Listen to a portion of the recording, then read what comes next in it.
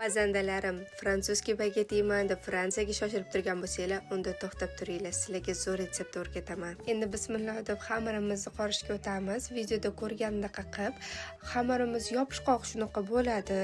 Voy, unimiz kam deb o'ylab o'tirmanglar. Qoidasi shunaqa. Endi xamirimizni yog'lab turib, o'rab olib qo'yamiz. 45 minut 3 marta shu narsani qaytaramiz. Har 45 minutdan keyin shunaqa ichiga xamirimiz ichiga qilib, buklab yana qo'yib qo'yamiz.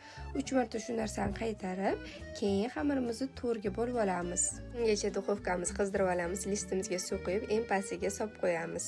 Endi navbat xamirimizga. Videoda ko'rganinglardek shunaqa qilib chiqasizlar. Xamiringlar har bitta xamiringlarni yaxshilab essanglar, ochilib ketmaydi bagetinglar. Endi bagetlarimiz pergamentli listimizga olib o'tamiz. Chekkalariga shunaqa bortik qilib, ikkita chekkasiga sochiq qo'yib, ustiga sochiq yopib tindirib qo'yamiz.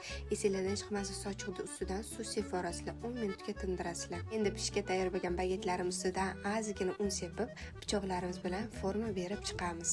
Endi qizigan duxovkamizga 250 gradus 40-45 minutga yuboramiz. Bilsanglarki, frantsuzski bagetimiz Fransiyaga bormay tayyor bo'ldi. Buni ovozlarini eshitsanglar, buni qarsillashlarni eshitsanglar, bay. Videoni yoringlar ko'rsa, aniq menga rahmat aytishadi.